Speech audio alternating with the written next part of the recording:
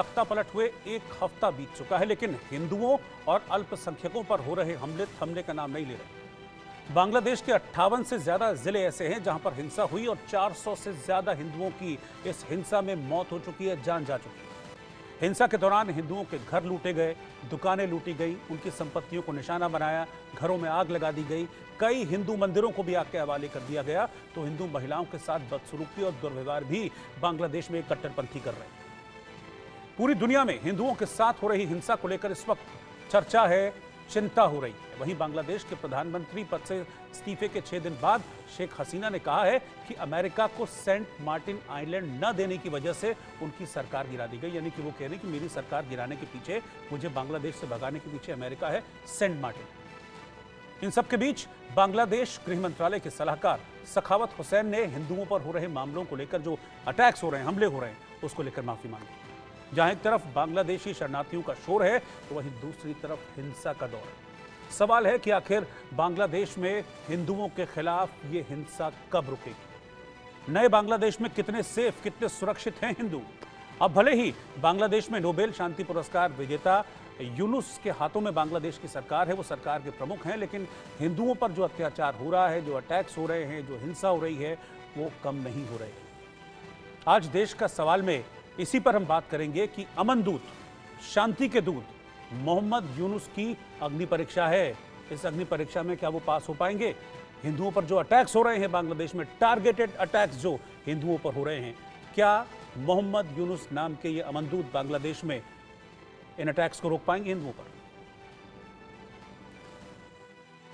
মসজিদে গিয়ে সারাক্ষণ নামাজ পড়েন, এটার হিসাব আপনাকেও দিতে হবে যে আপনি কেন প্রোটেক্ট করতে পারলেন না যারা আপনার কাছে প্রোটেকশন চেয়েছে। এটা আমাদের ধর্মেই আছে যে আপনি প্রোটেক্ট করবেন, বিং মেজরিটি। সেটা না করে যদি এটা করেন, এটা মৌলানা সাহেবদের জিজ্ঞেস করেন। আমি আশা করি আমার মাইনরিটি ভাই, আমি মাপ চাই আপনাদের হাতে, মাপ। কারণ একটা বিশৃঙ্খলার মধ্যে দিয়ে আমরা এখনও যাচ্ছি। আমরা আপনাদেরকে কিছু কিছু জায়গায়, বাট অনেক জায়গায় শুনেছি যে সোসাইটি প্রোটেক্ট করেছে। আমি ক্ষমা চাচ্ছি যে পুলিশ, র্যাব, অন্যান্য বাহিনীগুলো যাদের আমি এমপ্লয় করতে পারতাম, তাদের অবস্থা এখনও ভালো না, তো ফিরে আসবে।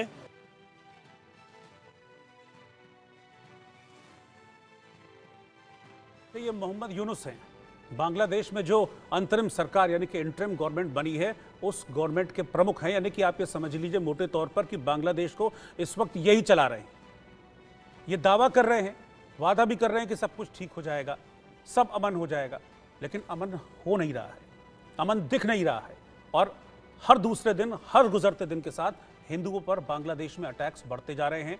ये जो आंदोलन चल रहा था, छात्रों का आंदोलन, इस आंदोलन के नाम पर हिंदुओं पर अटैक्स हो रहे हैं, टारगेटेड अटैक्स हो रहे हैं, घरों पर हमले किए जा रहे हैं, घरों में आग लगा दी जा रही है, हिंदू मंदिरों को तोड़ा जा रहा है, उनकी दुकानें लूट ली जा रही हैं। 400 से ज्यादा हिंदू इस हिंसा में अब तक मारे जा चुके हैं बांग्लादेश में।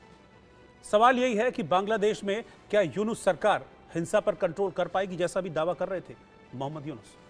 क्या बांग्लादेश में हिंदुओं पर हमले रोकने की कुछ तैयारी हो भी रही है या नहीं हो रही है, सिर्फ हवाई बातें हो रही हैं? बांग्लादेश में हिंदू विरोधी गुटों को बढ़ावा कौन दे रहा है? बांग्लादेश में हिंदू संकट पर भारत में सियासी खींचतान क्यों है? वो तमाम सवाल हैं जिसके हम जवाब ढूंढने की कोशिश करेंगे इस चर्चा के दौरान। मेरे साथ कुछ खास मेहमान हैं, मैं पहले उनसे इंट्रोड्यूस कराता हूं आपको, फिर मैं शुरुआत करता हूं अपनी इस चर्चा की। मेरे साथ मेजर जनरल रिटायर्ड पीके सहगल साहब, जो कि डिफेंस एक्सपर्ट हैं, वो साथ में जुड़ गए हैं। मेरे साथ major retired Mohammad Ali Shah, defence expert, वो भी साथ में हैं। स्वामी चक्रपाणी महाराज, हिंदू धर्मगुरु हैं, वो इस वक्त मेरे पैनल में हैं। कर्नल संजीत सिरोही, जो कि विदेश मामलों के जानकार हैं, वो भी इस वक्त पैनल में हैं। और डॉक्टर सुनील कौशिक, वरिष्ठ पत्रकार, सीनियर जर्नलिस्ट हैं, वो भी इस पैनल में हैं। आप सभी का सर बहुत बहुत स्वागत है। लेकिन पीके सहगल साहब, सबसे पहले आपके पास में आना चाह रहा हूँ, ये अटैक्स हो क्यों रहे हैं? अचानक से एकदम से अटैक, वहाँ सरकार अस्थिर होती है, तख्ता पलट होता है, शेख हसीना भागकर यहाँ आ जाती हैं और फिर अचानक से हिंसा शुरू हो जाती है। आंदोलन के नाम पर हिंदुओं को क्यों टारगेट किया जा रहा है? क्योंकि ये टारगेटेड अटैक्स है, ये क्लियर दिख रहा है। इसमें किसी प्रकार का कोई शक नहीं है। पावन डिस्ट्रिक्ट में 205 टारगेटेड अटैक हो चुके हैं अभी तक। वास्तव में वहाँ जो आवाम है वो साफ तौर पे समझते हैं कि शेख हसीना और हिंदू पॉपुलेशन जो थी और हिंदू सरकार थी, वो उनके पीछे थी। उन्होंने कहा कि 15 साल से जिस पार्टी की डिक्टेटरशिप थी उसके पीछे हिंदुस्तान हर प्रकार से खड़ा था। हिंदुस्तान ने बहुत पैमाने पर कई ट्रीटीज उनके साथ साइन की। वहाँ का अवाम समझते हैं कि की सारी जो ट्रीटीज है ये they favour India rather than Bangladesh. इसको जगह में रखते हुए बहुत बड़े पैमाने पर वहाँ मोबोक्रेसी है इस समय, और मोबोक्रेसी में किसी तरह का रूल ऑफ लॉ नहीं होता। यूनस से हिंदुस्तान के प्रधानमंत्री जी ने बातचीत की है, वो साफ तौर पे कह रहे हैं कि पूरी कोशिश करेंगे। वहाँ की पुलिस इस समय कम्प्लीटली डिफंक्ट है, क्योंकि पुलिस जो है वो शेख हसीना के साथ थी, और वहाँ के युवक जो है उनको पुलिस के ऊपर कोई फेथ और ट्रस्ट नहीं है। जहाँ तक आर्मी का ताल्लुक, आर्मी कोई दखल अंदाजी नहीं कर रही। उन्होंने सिर्फ कहा कि हमने 235 कैंप एस्टेब्लिश किए हिंदुओं की सुरक्षा के लिए, लेकिन हिंदू सुरक्षित होकर उन कैंप्स में जाएं। हिंदू तो अपने अपने घरों में, इंदिरा गांधी कल्चरल सेंटर जो ढाका में था उसको तोड़ फोड़ दिया गया, हिंदुओं की मंदिरों को वैंडलाइज किया गया, हिंदुओं के घरों को आग लगा दी गई है, हिंदुओं के हर प्रकार के बिजनेस के ऊपर धावा बोला जा रहा है, बहुत बड़े पैमाने पर अटैक होता जा रहा है। और जब तक कुछ दिन और लगेंगे, मुझे पक्का यकीन है कि स्थिति बहाल हो जाएगी, लेकिन जब मोबो की स्थिति है उसको बहाल करने में काफी ज्यादा समय लगेगा। जहां तक हिंदुस्तान का ताल्लुक है, हिंदुस्तान के पास केवल एक ही ऑप्शन है, वेट एंड वॉच। हमने किसी प्रकार की दखलंदाजी नहीं कर सकते। साथ ही साथ जब शेख हसीना हिंदुस्तान में आई है तो वहाँ के अवाम जो है उन्होंने अभी से ही मांग करनी शुरू कर दी है कि उसको एक्सट्राडिट किया जाए।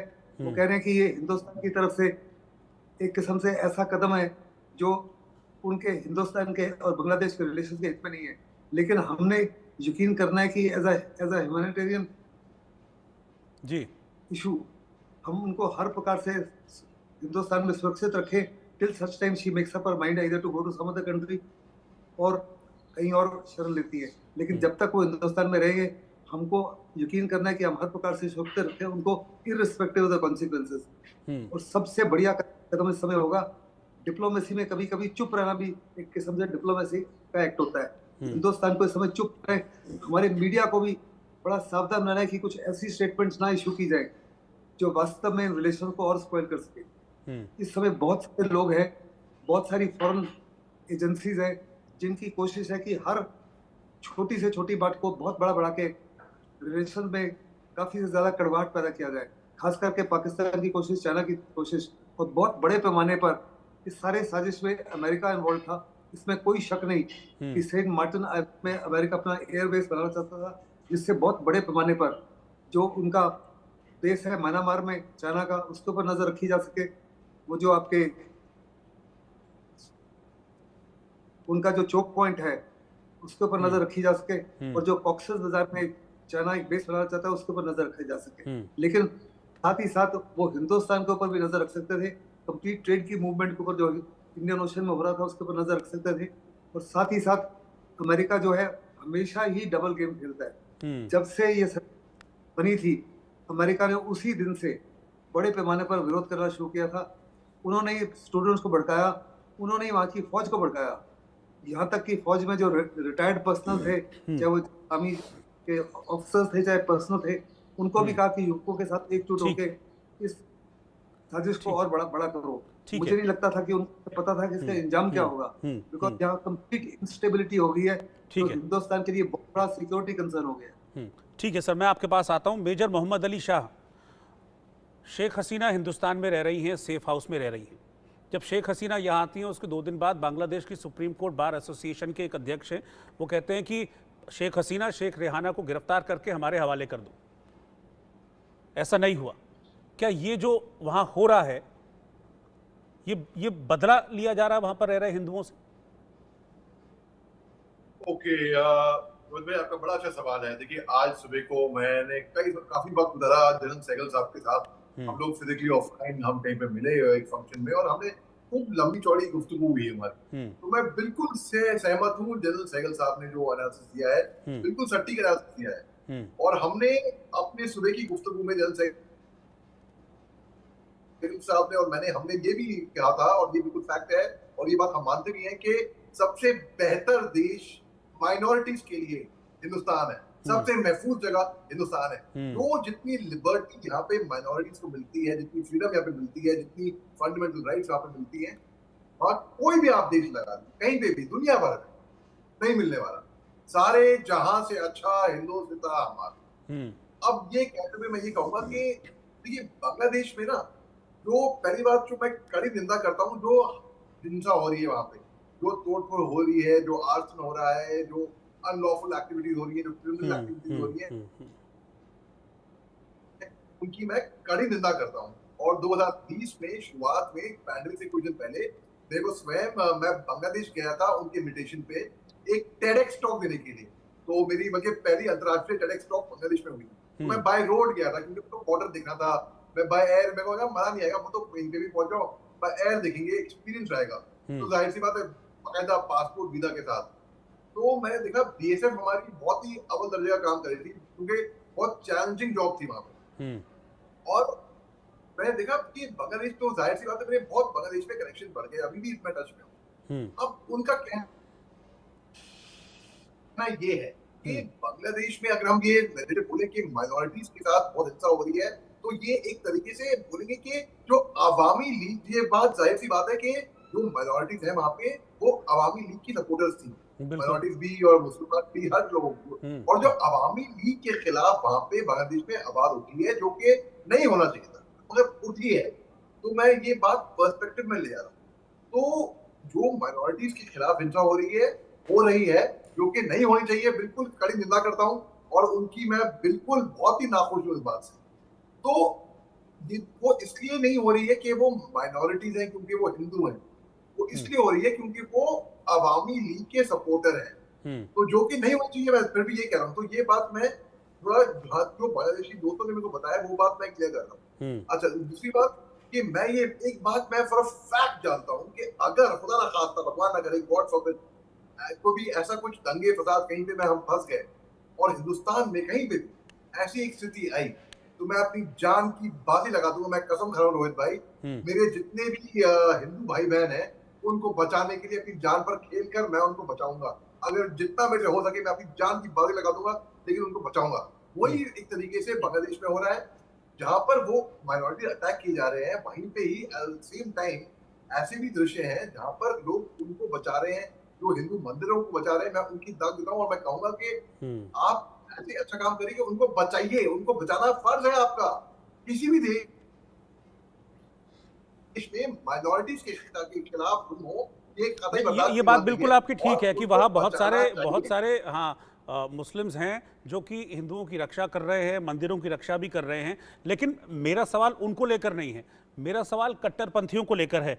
डॉक्टर सुनील, मैं आपके पास आना चाहूँगा। डॉक्टर सुनील कौशिक, क्या जो कट्टरपंथी हैं उन्हें आंदोलन की आड़ में मौका मिल गया है हिंदुओं पर अटैक्स करने का? मैं सबको दोषी नहीं ठहरा रहा हूँ, लेकिन कट्टरपंथ जो इस वक्त हावी दिख रहा है बांग्लादेश में, मेरा उसको लेकर सवाल है। वो नहीं गया।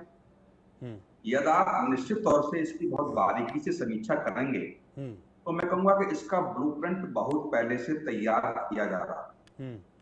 जब कूटनीतिक तरीके से बड़े देश हैं यदि वो सफल नहीं हो पाते हैं, तो यही रास्ता होता है कि छोटे छोटे देशों में विद्रोह कैसे कराया जाए। और ये बांग्लादेश पहला एग्जाम्पल नहीं है, कई देश पहले से ऐसे एग्जाम्पल है जहां कराया गया है। अचानक स्टार्ट ऐसे हो जाए कि हर कोने से, जहां ढाका की 2 करोड़ 40 लाख आबादी हो, उसमें से 4 लाख लोग आसपास सड़कों पर उतर आए और कुछ भी कर लें। और 2 करोड़ से ज्यादा लोग, 2 करोड़ 40 लाख में 4 लाख 5 लाख मान भी ले, 2 करोड़ 35 लाख लोग शांत बैठे रहे, चुपचाप देखते रहे तमाशा।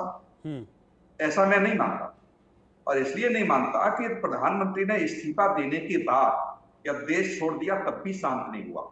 सेना पे हमले, माननीय सुप्रीम कोर्ट को घेरा गया, वहां जिस तरीके इस्तीफे लिए, तमाम आरआई यूनिवर्सिटी के वीसी इस्तीफा दे रहे हैं। तो इसका मतलब ये है कि कोई एक ऐसा समूह जो निश्चित तौर से बांग्लादेश को तबाह करना चाहता है और उन पदों पर उन लोगों को बैठाना चाहता है जिस लोग उसके इशारे पर काम करें। और इस देश में, बांग्लादेश के अलावा हमारे भी देश में आप एग्जाम्पल देखिए कि पिछले वर्ष रामनवमी के दिन एक ही समय में पूरे देश पर तमाम चीजें देखने को मिली। 2018 में जब माननीय उच्चतम न्यायालय का आदेश आता है SC/ST एक्ट के खिलाफ, तब आपने देखा पूरे देश में क्या हुआ। किसान आंदोलन के दौरान आपने देखा होगा कि एक आरोप लगाया गया कोई ब्लूप्रिंट पीछे से काम कर रहा है। तो ये जब हमारे यहाँ वो कामयाब नहीं हो पाए, लेकिन यदि आप देखेंगे श्रीलंका की बात करेंगे, आप बांग्लादेश की बात करिए, आप या और छोटे देशों की आप बात करिए, वहां लोग सफल हो गए। क्या ऐसी स्थिति हमारे देश में भी है क्या कि बार बार जो संवैधानिक संस्थाओं को कमजोर करके या कमजोर कराने के लिए जो देश की जनता में जो चीजें स्थापित की जा रही हैं, मनोबल तोड़ करके कहा जा रहा है कि नहीं, कुछ संस्थाएं ऐसी हैं जो कुछ लोगों के इशारे पर काम करती हैं या कर रही हैं, उन्हीं के इशारे पर देश में सब कुछ हो रहा है। यदि ये भरोसा कुछ कट्टरपंथी लोगों को हो जाए तो जो बांग्लादेश में हुआ है वो हर देश में हो सकता है। ठीक है, एक रिएक्शन अभी मैं कर्नल सिरोही से लेता हूं, फिर मैं स्वामी चक्रपाणी के पास चलूंगा। कर्नल सिरोही, क्या डिप्लोमेटिक चैनल के थ्रू कुछ हो सकता है इसमें? हालांकि भरोसा बांग्लादेश के जो अभी प्रमुख हैं मोहम्मद यूनुस वो भी दिला रहे हैं, सखावत हुसैन भी कह रहे हैं कि भाई हम समझ रहे हैं कि यहाँ पर हिंसा हो रही है, हम माफ़ी मांगते हैं, लेकिन माफ़ी मांगने से क्या होगा? मेरा सवाल ये है, 400 लोगों की जान जा चुकी है पिछले दिनों में, डिप्लोमेटिकली कुछ हो सकता है इसमें? रोहित जी, बहुत अहम सवाल है आपका और इसका जवाब भी अहम ही होना चाहिए जी। डिप्लोमेटिक चैनल पे तो मुझे नहीं लगता कि नहीं हो रहा होगा। डिप्लोमेटिक चैनल पे तो पहले दिन से ही, जब से ये खबरें आई है कि हिंदुओं के ऊपर अटैक हो रहा है, मंदिरों को जलाया जा रहा है, तो डिप्लोमेटिक चैनल तो ऑलरेडी मेरे को लगता है काम कर रही हैं और अपनी पूरी कोशिश कर रही है कि इसको जल्दी से जल्दी रोका जाए।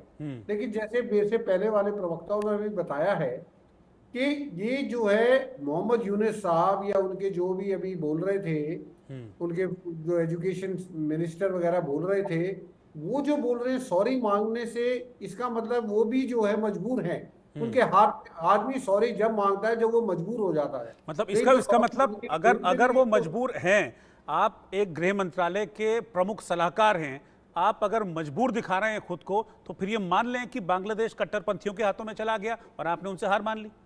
बिल्कुल, और यही मैं पॉइंट बोलना चाहता हूं कि ये अभी जो है ना तो मोहम्मद यूनुस साहब के हाथ में है, ना आर्मी के हाथ में है, ना पुलिस के हाथ में, बल्कि कुछ लोग तो पुलिस के और आर्मी के भी जो प्रदर्शनकारियों के साथ मिले हुए हैं, नंबर 1।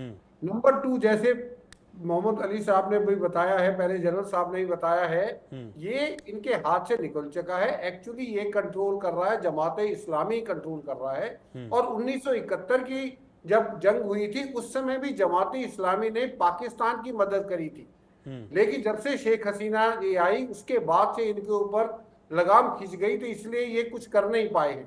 और ये नहीं चाहते हैं कि हिंदुओं वहां पे रहें, ये इतने कट्टरपंथी हैं, इनकी पूरी ट्रेनिंग, इनको पूरी फंडिंग जो ISI से हो रही है। तो जब तक इनके ऊपर लगाम नहीं खींची जाएगी, और ये जो स्टूडेंट प्रोटेस्ट है इसमें आप देखेंगे 50 से 60% जो स्टूडेंट्स प्रोटेस्ट कर रहे हैं वो भी जमाती इस्लामी इस पूरे प्रोटेस्ट में इन्फिल्ट्रेट कर चुके हैं। और उन्हीं की वजह से ये सारे के सारे प्रदर्शनकारी जो है एंटी हिंदू सेंटिमेंट्स को जगा रहे हैं। और वो क्यों जगा रहे हैं? क्योंकि ज्यादातर जो हिंदू हैं वो अवामी लीग के साथ है। तो ये पूरा का पूरा जो गेम प्लान है ये जमाती इस्लामी का है। डिप्लोमेसी से कुछ नहीं होगा जब तक वहां की सरकार जमाती इस्लामी के ऊपर लगाम नहीं डालेगी, आर्मी इनको कंट्रोल नहीं करेगी और कड़े शब्दों में भारत सरकार उनकी निंदा नहीं करेगी और बैकडोर से उनको ये भी अल्टीमेटम देगी कि अगर यही कार्रवाई हिंदुओं के साथ होती रही तो हम आपके साथ जो बाकी रिलेशंस हैं, जो ट्रेड रिलेशंस है, क्योंकि जब तक आदमी के पेट पे लात नहीं लगती है तब तक वो आदमी नहीं सुधरेगा।